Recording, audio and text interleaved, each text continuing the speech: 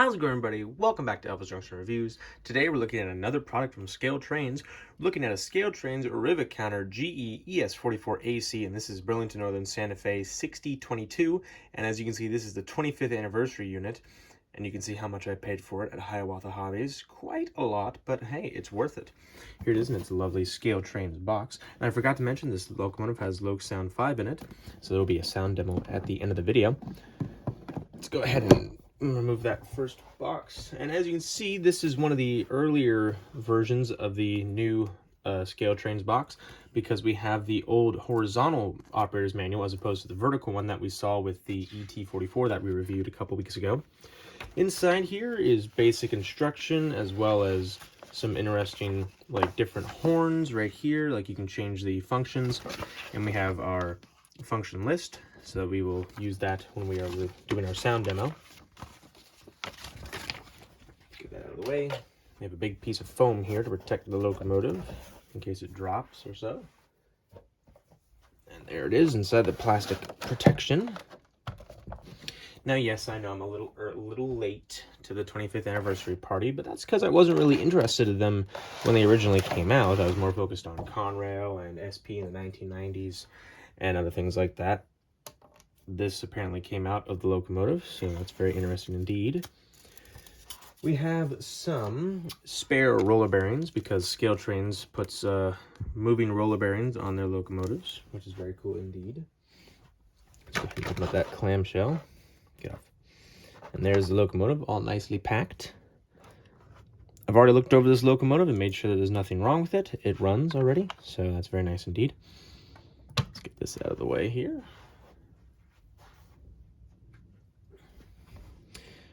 Let's get these foam bits out. All right. Now that small foam piece was supposed to go right here. It was supposed to slide in right there, but apparently it was very eager to come out. So it's kind of funny. Let's get this guy out. There we go. All right, so now let's get into some history. And now onto some history. On September 22nd of 1995, the Atchison, Topeka, and Santa Fe Railroad merged with the Burlington Northern to form the Burlington Northern Santa Fe Railway. To celebrate their 25th anniversary in 2020, BNSF added the heralds of 8 predecessor railroads to 10 of their ES44AC locomotives. The 8 railroads were Burlington Northern, Santa Fe, Great Northern, Northern Pacific, Spokane, Portland, and Seattle, Colorado and Southern, Chicago, Burlington, and Quincy, and the St. Louis San Francisco Railway. Now, all of the 25th anniversary units are still in active service and can be seen on a variety of freight trains, from fast intermodal to heavy, slow drag freights, and also coal trains as well. Now, I have not seen 6022 in real life, but I have seen its sister, 6111, in Riverbank, California, when it was leading the BAR-RIC, which is the Barstow to Richmond Manifest. And you should be seeing it right now here in the top right corner of your screen of it going past. But it was very interesting. I did not expect it on that day, and it was very interesting to see that. Alrighty, with history out of the way, let's get into some details, starting with the front. Alrighty, so looking at the front of the locomotive, we're going to start at the top and work our way down to the bottom, as we always do. At the very top here, you can see an orange grab iron. And right below that are the number boards that say 6022 on both number boards. They do light up when the locomotive has power. Right below that are our windshield wipers on top of the windshield. You can see the separately applied windshield wipers on the windshields here. As we move on to the nose, you can see 2 grab irons just above the headlight here and here. We have more angled grab irons on the angled part of the nose here, here, here, and here. And you can see them, the sand filler hatches right here and right here. And unfortunately, I just noticed this, you can barely see it, but right there is the dash cam for the locomotive. This is how they track things, like if there's an incident, it's recording so they can see what happened. On the nose here, you can see the main headlight that operates when the locomotive is in forward motion or in DPU mode. We have grab irons that lead from the top of the nose down to the walkway here. There's the door with a window on it, and you can see the logo here, BNSF, but right below it says 25th anniversary, and you can really see the yellow sill on the outline of the letters. Unfortunately, those do not bright up if light is shined onto them like in real life on the locomotive. You can see the white handrails that lead from the nose down here to the walkway. And you can see the forward safety handrails, and you can see they have been bent out of shape, but that's okay. I'm not really that concerned about that. And these are the narrow handrails, just like on our ET44. We have our ditch lights, which operate when the locomotive is in forward motion as well. They do not operate in DPU mode because they are not needed for DPU mode. You can see the MU hose right here, and you can see a little chain that connects it to the bottom of the anti-climber. There's an MU socket right there. We have our coupler cut bar, which is also bent out of shape. A little annoying, but that's okay. This was the last one at Hiawatha Hobbies. We have MU cables, 3 on either side of the knuckle here. And there's our air brake hose, our knuckle, 2 white grab irons on the top of the plow. And speaking of the plow, here is the snowplow. All right, so let's now look at some rear detail. Alrighty, so we're looking at the rear of the locomotive. You can see on the top of the radiator here, we have this sand filler hatch. Just below that are 2 vertical white grab irons right here, as well as right here. We have our numbers 6022 here and here. There are 2 more vertical grab irons right here and there. You can see our middle mounted headlight as opposed to being up here. There are 2 grab irons right here and right here. Now, one of you lovely and amazing viewers explained to me in a comment why this is so, and I will reiterate to the best of my ability here. The middle mounted headlight is the result of a union agreement. The BNSF agreed with the union to put headlights on the bottom here of the locomotive as opposed to up here because of a safety problem. Now, that in recent years they've kind of just gotten rid of that. Like, for instance, like on our ET44, it was up in this area. But for some BNSF locomotives, like including the ES44DC that we reviewed a while back, the headlight remains right down here. Speaking of lights, here is the walkway light, and I forgot to mention that on the nose of the locomotive. Our handrails are not as bent up here in the rear here, which is very nice indeed. I like that, except for this one. It's a little bent out of shape, but that's okay. We have another MU hose here, as well as an MU socket. We have 2 grab irons, one right here, as well as one right here. There is our coupler cut bar. We have some spare knuckles, this F to indicate this is for the front, and E to indicate this is for the end, aka this knuckle here. We have 3 MU hoses on either side of the knuckle, here and here. Here is our knuckle, and there is an air brake hose. All right, so let's look at some side detail. Looking at the conductor's side of the locomotive here, you can see first we have our steps that lead up to the forward walkway. A big yellow F to indicate this is the front of the locomotive. You can see the yellow sill stripes that go the length of the locomotive. Right behind this yellow sill stripe is ES44AC.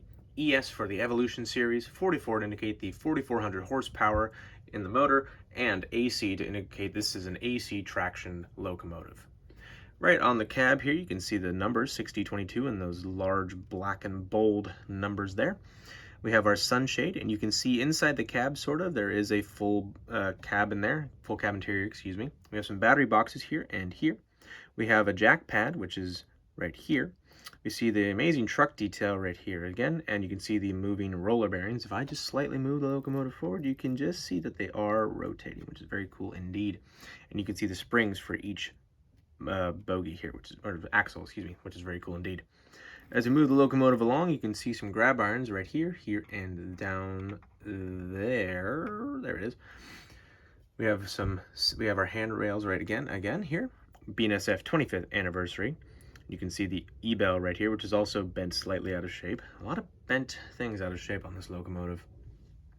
As we move the locomotive along here, you can see the stickers or the plaques of the 8 predecessor locomotives. We have the Chicago, Burlington, and Quincy right here, the Great Northern Railway, Northern Pacific, Burlington Northern, the Atchison, Topeka, and Santa Fe, St. Louis and San Francisco Railroad, the Colorado and Southern, and the Spokane, Portland, and Seattle Railroad. Now, a good chunk of these were all part of the Burlington Northern. In fact, all of these, except for the Santa Fe, were part of the Burlington Northern. As we move along here, you can see the horn, which is out of blurry focus, and there's the exhaust, but we will look at that later. We have the large fuel tank here. As we move the locomotive along, you can see the fake plastic chain here that is supposed to indicate the brakes.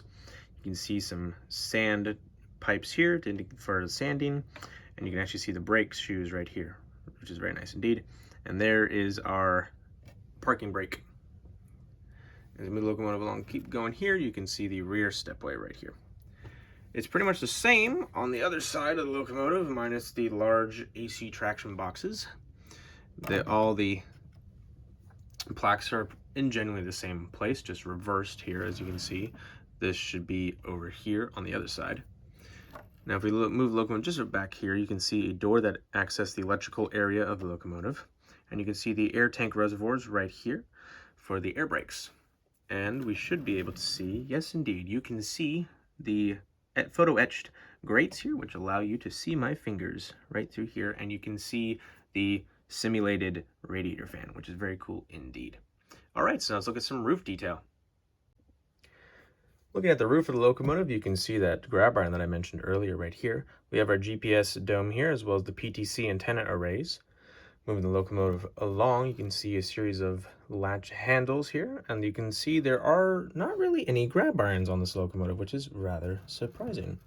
There are some, you can just see them, they're right there, but they're not really that visible. We have our horn right here, as well as the exhaust stack. Now, you might notice this one looks a little bit more different than, say, the ES44DCs that we reviewed in the past. That's because this is a different type of exhaust port, whereas the ones on the earlier models were square exhaust stacks. This one is a more ovular, or it's more shaped like an oval. It has curves as opposed to angles. As we move the locomotive along, you can see the extended cooling section right here, which is very interesting indeed. Gives this locomotive a unique and distinct sill. Or a silhouette, excuse me. And we have our photo etched grates for the radiator section right here. All right, so now let's get into the sound demo. Alrighty, so we have the locomotive here up on the test track, and we're going to go ahead and put some sound here. Turn the power on here. Here we go.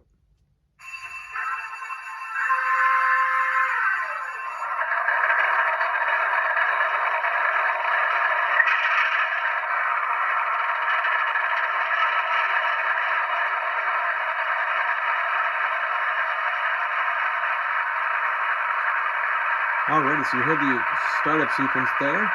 F0 is the main headlight. There you go, you can see it's on. And you can also just see it, but the number boards are also on as well. F6 on a loc sound decoder is the ditch lights. And as you see, they're on there. If I were to hit F5, that activates DPU lights. Now what that means is right now that the rear headlight is currently on, as opposed to, because this locomotive is in forward motion. What that means is that the nose of the locomotive would be facing the freight car if this locomotive was in DPU mode. If I was to hit reverse, the main headlight comes on because the back end of the locomotive would be against the freight car and it'd be shoving the rear. I wish it would stop hissing at me like this, but oh well. Let's go back, put that into forward, and turn off DPU mode. F1 is the bell.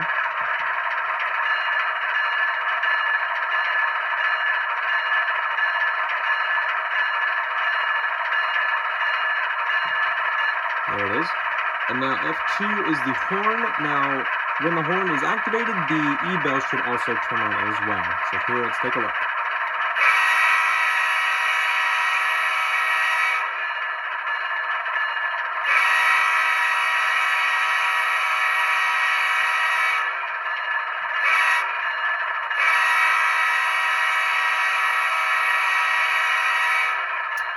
That is hurting my ears, by the way. And the bell should go off. There it goes. Now F3 is a coupler noise, so this first one will be it connecting to a consist. There you go. And then if I hit it again, this will be the sound of it disconnecting, and you hear the air brakes pop off. There we go. Now, F4 is the dynamic brakes, but unfortunately we cannot activate those because we have less than a foot of track, because you need to be moving for the dynamic brakes to actually be working. Now, F9 is a very fascinating situation. F9 is something called drive hold. So if I activate that, which I've done now, that essentially means that the locomotive is now going to go nowhere when I pull this thing into full throttle. This is to indicate starting on a gradient or starting with a very heavy train. If you have a heavy train or want a gradient, you're going to want to start in notch 8. Now I've worked the locomotive up to notch 8.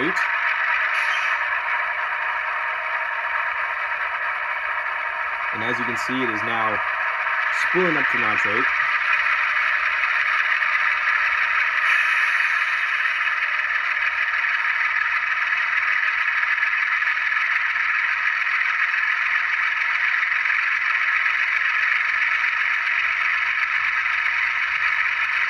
And let's bring it back down.